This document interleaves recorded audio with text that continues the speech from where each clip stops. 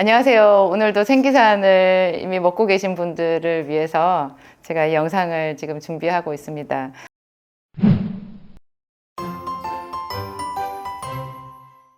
생기산을 먹는 분들 중에서 이제 불면증 때문에 이렇게 시작하신 분들이 꽤 많아요. 그런데 불면증이 있으신 분들의 또 상당수가요, 손발이 차요. 손발이 얼음처럼 차요. 손발이 얼음처럼 찬 사람의 또 상당수가 소화가 안 돼요. 소화가 안 돼요. 그냥 위장이 멈춰 있대요. 어떤 방법을 써도 소화가 안 된다고 얘기를 하시더라고요. 사람의 몸은 서로 다 연결이 되어 있죠. 본래 건강한 사람들은 보약도 잘 먹어요. 몸이 안 좋은 사람일수록 오히려 보약을 먹으면 설사를 하고 괴롭거든요. 참 악순환인 것 같아요. 잠을 못 자서 피곤하죠. 피곤해서 있다 보니까 뭐 생활의 질이 다, 삶의 질이 다 떨어지고요. 해독 기능이 떨어지니까 염증도 잘 생기고 그래요. 그래서 당뇨병 있는 사람들은 뭐 잠을 못 자면 혈당도 더 올라가고, 혈압 높은 사람들도 잠 못 자면 혈압이 더 조절이 안 되거든요. 이런 것들이 서로 다 맞물려 있는데, 특히 그 중에서 맞물려 있는 게 이게 불면증, 잠을 못 자는 것과 수족냉증은 아주 비슷해요. 그리고 잠을 못 자고 손발이 차는 사람의 거의 대부분이 소화가 안 되죠. 소화가 안 되고, 또 발이 차가운 사람들 중에 이게 하지불안이 많아요. 하지불안이 뭔지는 대충 다 아시죠, 여러분? 꼭 다리가 저리저리 하다 그러나? 왜 다리 저림 느낌인데요. 경험해 본 사람들만 알아요. 제가 이 하지불안이 아주 심했었거든요. 그래서 제가 이렇게 설명을, 표현을 할 때 이렇게 말해요. 아주 옛날에 저희 그 수십 년 전에 왜 어떤 빌딩에 들어가서 엘리베이터 타면 엘리베이터 탁 출발할 때 그 찌릿한 느낌이 있어요. 찌릿한 느낌. 그리고 예를 들면 뭐 바이킹이라고 놀이동산에 가면은 배 요렇게 하는 그 있잖아요. 배 타고 이렇게 그 배 양쪽 끄트머리에 타면 어떻게 돼요? 거의 떨어질 때 수직으로 낙하하는 것 같은 그런 공포감을 느끼거든요. 높은 곳에서 탁 떨어질 때 그 왜 중력이 없는 상태잖아요. 그렇게 딱 떨어지면은 그 온몸이 그냥 찌릿하는 거 있어요. 그러니까 엘리베이터가 출발할 때 같은 느낌, 높은 곳에서 뭐 바이킹 그런 거를 타가지고 놀이동산에서 딱 떨어질 때 그 찌릿한 느낌. 사람들은 그거를 스릴이라고 즐기는데요. 예를 들어서 잠을 자려고 하는데 계속 다리가 그런 느낌이다, 사지가 그런 느낌이다. 얼마나 고통스럽겠어요. 이런 것들이 다 같이 오는데요. 그게 같이 오는 이유가 있어요. 사실은 같이 올 수밖에 없어요. 전부 다 서로 연결되어 있거든요. 아주 긴밀하게. 제가 설명을 드리면, 이 불면증은 머리에 불이 켜져 있는 거예요. 머리에 불이 켜져 있는 거예요. 제가 재밌는 거를 발견했었는데요. 제 남편은 잠이 좀 안 오잖아요. 그러면 가서 갈근탕이나 해열제를 먹어요. 갈근탕에 아세트아미노펜, 그러니까 타이레놀 성분이 약간 들어가 있는 그런 이렇게 약이 있거든요. 한방과립제. 저는 한풍제약의 엑스콜이라는 걸 자주 쓰는데요. 요즘같이 뭐 좀 몸살이 있고 춥고 오미크론 유사 증세 뭐 그런 게 있을 때도 이 엑스콜 같은, 그러니까 갈근탕에 타이레놀 성분이 약간 섞여 있는 이런 거 집에 상비약으로 있으면 굉장히 좋거든요. 타이레놀만 고용량으로 들어 있으면 간독성이 커요. 그런데 이제 타이레놀에다가 타이레놀을 좀 함량을 낮추고 거기다 갈근탕을 섞어가지고 먹으면 좀 부작용을 줄이면서, 그렇죠, 이게 그 효과는 확실히 더 많이 볼 수 있는 거. 아니, 그거를 먹으면 잠이 온다는 거예요. 그러니까 몸살, 뭐 두통 이럴 때 먹는 그 한방과립제, 그거를 먹으면 잠이 온대요. 심지어 어떤 때는 소염진통제를 먹을 때도 있더라고요. 그거를 먹으면 잠을 이렇게 뒤척뒤척 하다가 그걸 먹으면 잠이 든다는 거예요. 그래서 내가 저 사람은 특이 체질인가 보다 그냥 그랬거든요. 어느 날인가 제가 번쩍 귀가 뛰더라고요. 그렇겠네 하는 생각이 드는 거예요. 잠이 안 온다라는 거, 불면이라는 게요, 여러분, 이 머릿속에 불이 켜져 있는 거예요. 신경이 켜져 있는 거예요. 그러니까 열로 치면 약간 백열등의 열이 나는 정도?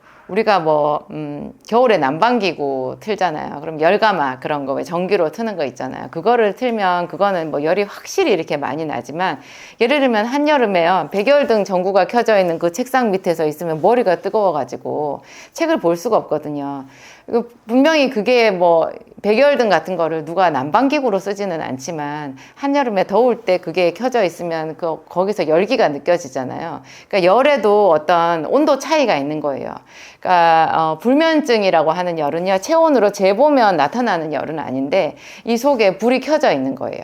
약하게. 근데 그거를 아주 좀 순한 해열 진통제 같은 거를 먹잖아요. 그러면 잠이 드는 거죠.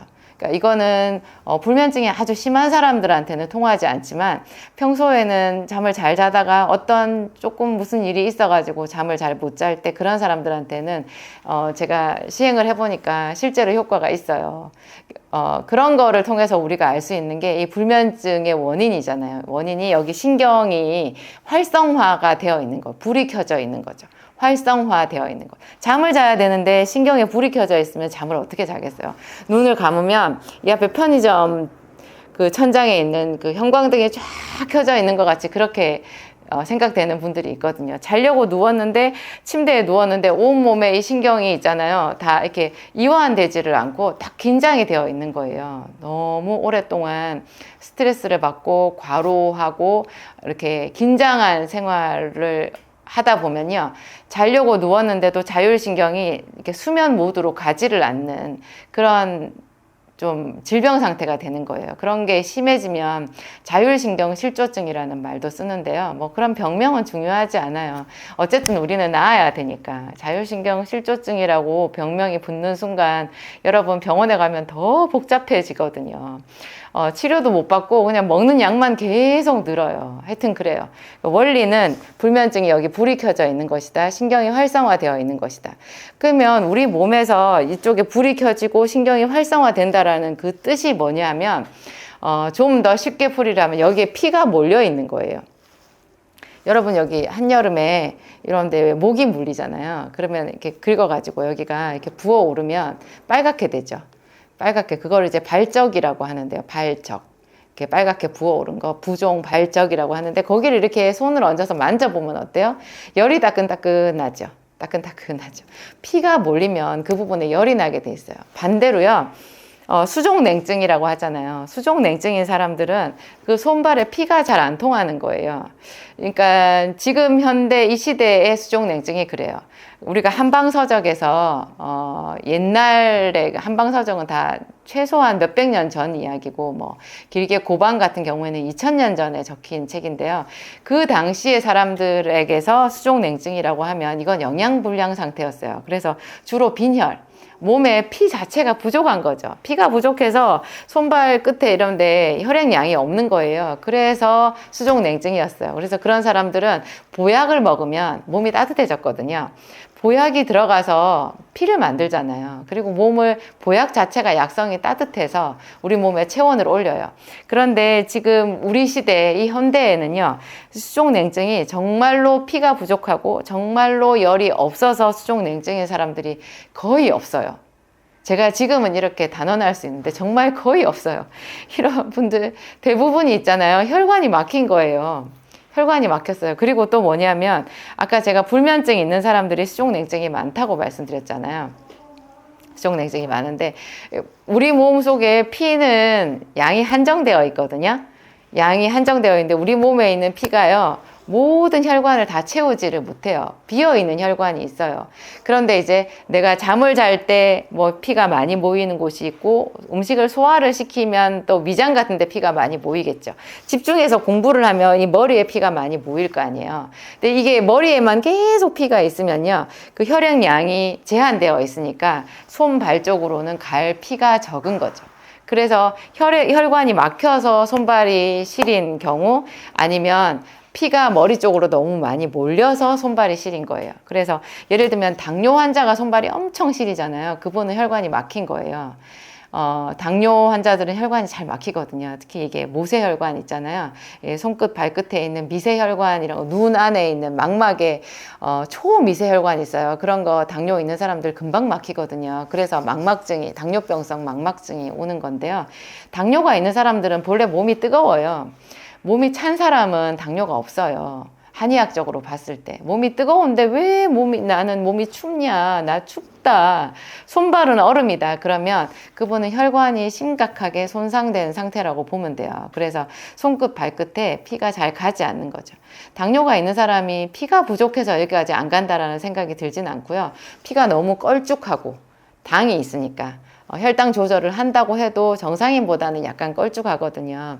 그런데다가 혈관의 상태가 좋지 않아서 이게 손발이 시린 거예요. 그런데 불면증이 많다. 그러면 불면증이 있으면 이게 피가 머리로 많이 몰려가지고 한쪽으로 쏠려서 이 손발에 수족 냉증이 온다. 피가 적어서 여기 이쪽으로는 순환이 잘 되지 않아서 그렇다. 이렇게 이해하면 되고요.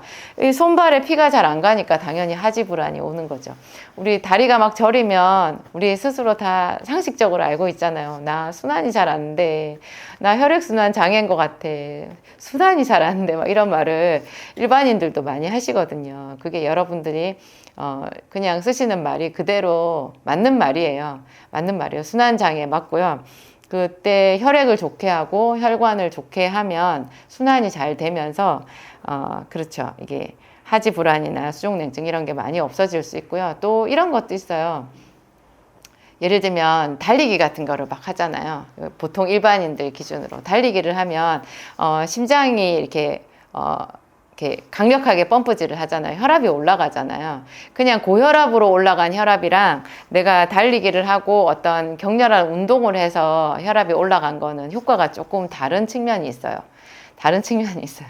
그래서 좀 이 달리기를 해서 심장의 박출력을 좀 올리게 되면 순간적으로 있잖아요. 마치 조용하더니 대한민국 대기에 1년에 몇 번씩 태풍이 오잖아요. 태풍이 와서 대기를 청소를 해준다고 하거든요. 태풍 때문에 우리가 피해도 많이 보지만 바닷물도 뒤집어 엎고 또 육상의 위에 있는 대기도 전부 한번 뒤집어 가지고 이 대기가 훨씬 더 청결해지고 좋아진다라는 그런 이야기를 제가 들은 적이 있거든요. 우리 몸도 한 번씩 이렇게 달리기를 해서요, 심장 박출력을 올려주면 그냥 펌프질을 제대로 한번 해주는 격이 되는 거예요. 그래서 제대로 펌프질을 해줘서 전신 순환 효과가 올라가면 이런 수족냉증이나 불면증 이런 거에 좀 도움이 되죠. 그래서 잠자기 한 2시간쯤 전에 좀 뛰고 들어오는 거 잠자는데 굉장히 도움이 많이 돼요. 많이 돼요. 한낮에는 걷는 거 이런 것도 좋을 거고요. 제 거 이제 생기산이 이런 불면증이나 수족냉증, 하지불안 이런 거 거의 다 치료를 하거든요. 생기산이 이렇게 치료를 하는 원리가 생기산이 혈액순환제라는 거예요. 피를 맑게 하고 뭐 뭔가 혈액 속에 있는 끈적한 노폐물 같은 거, 피떡 같은 거 이런 거를 많이 제거를 해서 생기산을 먹다가 중간에 어혈을 해보는 사람들이 그 변화를 저한테 얘기를 해주시더라고요. 자기는 평소에도 부항도 잘 하고 이렇게 그 사혈을 자주 하신대요. 그런데 사혈을 할 때마다 이제 몸이 좋아져서 뭐 안 좋다라는 걸 알지만 좀 불안하다는 걸 알지만 사혈을 지속적으로 해왔는데 생기산을 먹고 나서 사혈을 했더니 사혈해주는 전문가가 놀랄 정도로 피가 맑아져 있더라는 거죠. 그래서 제가 생기산은 어혈에 쓰기는 하는데 정말 그분들이 눈으로 보기에도 피가 다르다고 하시니까 저도 그런 분들한테 배웠어요. 아, 정말로 피가 맑아지기도 하는구나.